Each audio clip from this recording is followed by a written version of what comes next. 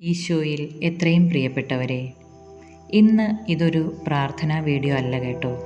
പകരം ദൈവം നിങ്ങളോട് സംസാരിക്കാൻ ശ്രമിക്കുന്നതിൻ്റെ 7 അടയാളങ്ങളാണ് ഞാൻ നിങ്ങളിലേക്ക് അറിയിക്കാൻ ശ്രമിക്കുന്നത്. പലപ്പോഴും ദൈവം നമ്മളോട് സംസാരിക്കാൻ ശ്രമിക്കുന്നു, പക്ഷേ അത് നമ്മൾ തിരിച്ചറിയുന്നില്ല. ഈ വീഡിയോയിലൂടെ ദൈവം നമ്മോട് സംസാരിക്കാൻ ശ്രമിക്കുന്നതിൻ്റെ 7 അടയാളങ്ങളാണ് ഞാൻ നിങ്ങളിലേക്ക് പങ്കുവയ്ക്കാൻ ആഗ്രഹിക്കുന്നത്. ഓരോ വിശ്വാസിക്കും ദൈവത്തിൽ നിന്ന് കേൾക്കാനുള്ള കഴിവുണ്ട്, പക്ഷേ ആ കഴിവ് നമ്മൾ തിരിച്ചറിയാതെ പോകുന്നു.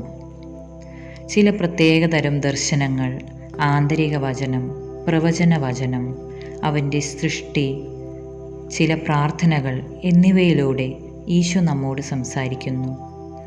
നാം സ്വീകരിക്കേണ്ട നടപടികളെക്കുറിച്ച് എല്ലാ നേരവും നമ്മെ ഉപദേശിക്കുന്നു. പഴയ നിയമം മുതൽ പുതിയ നിയമം വരെ ദൈവത്തെ കേട്ട വ്യത്യസ്ത ആളുകളുടെ വിവരണങ്ങൾ ബൈബിളിൽ നിറഞ്ഞിരിക്കുന്നുവല്ലോ.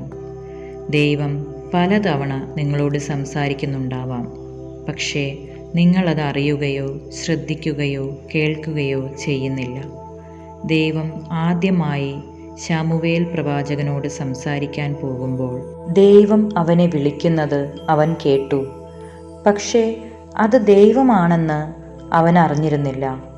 അത് തൻ്റെ യജമാനനായ പുരോഹിതനായ ഏലിയാണെന്ന് അവൻ കരുതി. അങ്ങനെ അവൻ്റെ അടുക്കൽ പോയി ദൈവം തന്നോട് സംസാരിക്കാൻ ശ്രമിച്ചതായിരിക്കണമെന്ന് ഏലി മനസ്സിലാക്കുന്നതുവരെ ഇത് 3 തവണ സംഭവിച്ചു. മറുപടിയായി എന്താണ് പറയേണ്ടതെന്ന് ഏലി ശമൂവേലിനോട് പറഞ്ഞു. ആ ദിവസം ദൈവം ശമൂവേലിനോട് വ്യത്യസ്ത കാര്യങ്ങളെക്കുറിച്ച് സംസാരിച്ചു. നമ്മളിൽ പലരും ശമൂവേലിനെ പോലെയാണ്.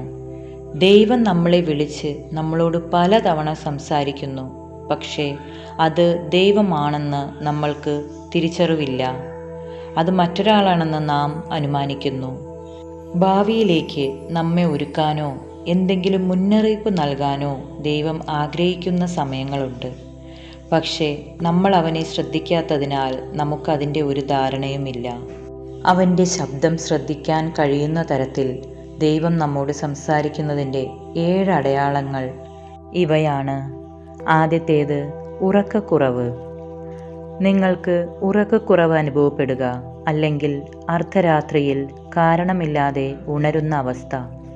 രാത്രിയിലെ ഒരു പ്രത്യേക മണിക്കൂറിൽ ഒരു കാരണവുമില്ലാതെ നിങ്ങൾ ഉണരുന്നു.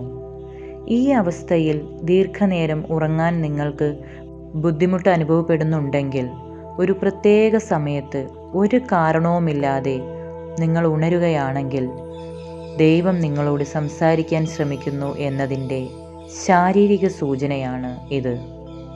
ആ സമയത്ത് ദൈവം തന്നെ ശ്രദ്ധിക്കാൻ നിങ്ങളുടെ ശ്രദ്ധ ക്ഷണിക്കുകയാണ്. പകൽ മുഴുവൻ തിരക്കേറിയതാണല്ലോ, നമ്മുടെ മനസ്സുപോലും ബഹളത്താൽ നിറഞ്ഞിരിക്കുന്നു. അപ്പോഴും ദൈവത്തിൻ്റെ ശബ്ദം നാം തിരിച്ചറിയുന്നില്ല. എന്നിരുന്നാലും ദൈവത്തിൽ നിന്നുള്ള നിശ്ചലമായ ആ ചെറിയ ശബ്ദം കേൾക്കാൻ കഴിയുന്ന സമാധാനത്തിൻ്റെയും നിശബ്ദതയുടെയും സമയമാണ് രാത്രി.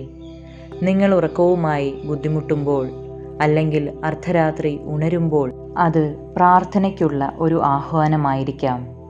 അപ്പോൾ ആ സമയം പാഴാക്കുന്നതിന് പകരം പ്രാർത്ഥിക്കാനും ദൈവത്തിൽ നിന്ന് കേൾക്കാനും നിങ്ങളുടെ ഹൃദയം തുറക്കാനും സമയം ചിലവഴിക്കാനും, അവൻ നിങ്ങളെ എന്തിനു വേണ്ടിയാണ് ഉണർത്തിയതെന്നോ എന്തിനാണ് ഉണർത്തുന്നതെന്ന് അറിയിക്കാൻ ദൈവത്തോട് ആവശ്യപ്പെടുക. അവന് വേണ്ടി കാത്തിരിക്കുക. അടുത്ത തവണ നിങ്ങൾ ഉറങ്ങുവാനായി ഉറക്കവുമായി മല്ലിടുമ്പോൾ ആ സമയം നിങ്ങൾ ദൈവത്തിനായി കാത്തിരിക്കുക. പകലിൻ്റെ തിരക്കേറിയ സമയങ്ങളേക്കാൾ രാത്രിയുടെ നിശബ്ദതയിൽ ദൈവത്തെ കേൾക്കുന്നത് വളരെ എളുപ്പമായിരിക്കും. സുവിശേഷം പഠിക്കുമ്പോൾ യേശു എപ്പോഴും അതിരാവിലെ ഒറ്റയ്ക്ക് പ്രാർത്ഥിക്കാൻ സമയം ചിലവഴിച്ചതായി നാം ശ്രദ്ധിക്കുന്നു. എന്നാൽ മറ്റെല്ലാ പേരും അതുവരെ ഉണർന്നിട്ടില്ല. നമ്മൾ പഠിക്കേണ്ട ഒരു കാര്യം അവൻ ഇതിൽ മനസ്സിലാക്കി തരുന്നുണ്ട്. രാത്രികാലമോ അതിരാവിലെയോ പോലുള്ള അതിശാന്തമായ സമയങ്ങൾ ഉപയോഗപ്പെടുത്തേണ്ടതിൻ്റെ പ്രാധാന്യം. കുറച്ചു കാലമായി ഇത് നിങ്ങൾക്ക് അനുഭവപ്പെടുന്നുണ്ട് എങ്കിൽ ഇനി അത് പ്രയോജനപ്പെടുത്തുക. പ്രാർത്ഥിക്കുക. തമ്പുരാനോട് നിങ്ങളുടെ ആവശ്യങ്ങൾ പറഞ്ഞ് പ്രാർത്ഥിക്കുക. തീർച്ചയായും നിങ്ങളുടെ നിയോഗങ്ങൾ സാധ്യമാകും. ദൈവം നിങ്ങളോട് സംസാരിക്കാൻ ശ്രമിക്കുന്നതിൻ്റെ 7 അടയാളങ്ങളിൽ ഒന്നാമത്തേതാണ് ഞാൻ ഈ വീഡിയോയിലൂടെ പങ്കുവച്ചത്. ഇതിൽ പറഞ്ഞതുപോലെ അനുഭവം ഉണ്ടായിട്ടുള്ളവർ കമൻറ്റിൽ സാക്ഷ്യം രേഖപ്പെടുത്താൻ മറക്കരുതേ. ഈശോ നമ്മോട് സംസാരിക്കാൻ ശ്രമിക്കുന്നതിൻ്റെ ബാക്കി അടയാളങ്ങൾ ഓരോന്നോരോന്നായി തുടർന്നുള്ള വീഡിയോസുകളിൽ അപ്ലോഡ് ചെയ്യുന്നതായിരിക്കും. ഈ ചാനൽ ആദ്യമായാണ് കാണുന്നതെങ്കിൽ സബ്സ്ക്രൈബ് ചെയ്യാനും ഇതിലെ വീഡിയോസ് മറ്റുള്ളവരിലേക്ക് ഷെയർ ചെയ്യാനും അതിലൂടെ ദൈവവചനം മറ്റുള്ളവരിലേക്കും എത്തിക്കാൻ നിങ്ങളും സഹായിക്കണം.